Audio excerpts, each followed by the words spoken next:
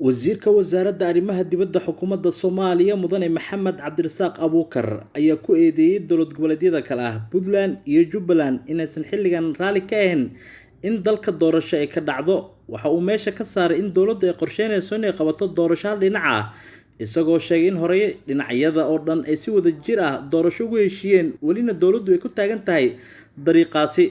Doorasho hal dhinac ma jirto. Waad ogtihiin 17kii bishii September ayaa lagu heshiiyay doorasho in wada jir loo galo. Dowlad goboleedyada qaarkood iyo mucaaradku ma rabaan inay doorasho dhacdo. Sidee marka loo leeyahay doorasho hal dhinac ay dowladdu qabanaysaa, ayuu yiri wasiirka wasaaradda arrimaha dibadda isagoo wareysi gaar ah siinayay laanta afka Soomaaliga VOA-da. wasiirka ayaa sheegay in doorashada raali ay ka yihiin maamul goboleedyo ay ka mid yihiin Galmudug, Hirshabelle, Koonfur Galbeed.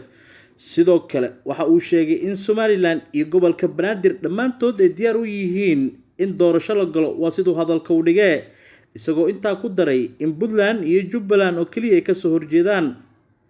wasiirka arrimaha dibadda ayaa ka gaabsaday mar wax laga weydiiyay haddii dowladda federaalka Soomaaliya ay xilligan gacanta ku hayso dhaqaalaha loogu talagalay doorashada. waxa uu sheegay in su'aalahaas muhiim ay tahay in la weydiiyo wasaaradda maaliyadda Soomaaliya.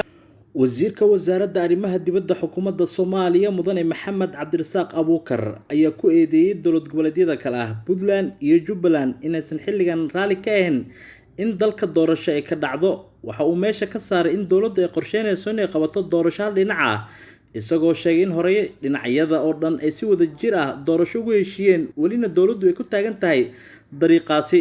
doorasho hal dhinac ma jirto. waad ogtihiin 17kii bishii September ayaa lagu heshiiyay doorasho in wada jir loo galo. dowlad goboleedyada qaarkood iyo mucaaradku ma rabaan inay doorasho dhacdo. sidee marka loo leeyahay doorasho hal dhinac ay dowladdu qabanaysaa, ayuu yiri wasiirka wasaaradda arrimaha dibadda isagoo wareysi gaar ah siinayay laanta afka Soomaaliga VOA-da.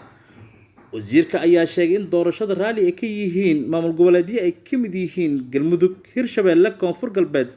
sidoo kale waxa uu sheegay in Somaliland iyo gobolka Banaadir dhammaantood ay diyaar u yihiin in doorasho la galo, waa sidoo hadalka u dhigay, isagoo intaa ku daray in Puntland iyo Jubbaland oo kaliya ay ka soo horjeedaan. wasiirka arrimaha dibadda ayaa ka gaabsaday mar wax laga weydiiyay haddii dowladda federaalka Soomaaliya ay xilligan gacanta ku hayso dhaqaalaha loogu talagalay doorashada. waxa uu sheegay in su'aalahaas muhiim ay tahay in la weydiiyo wasaaradda maaliyadda Soomaaliya.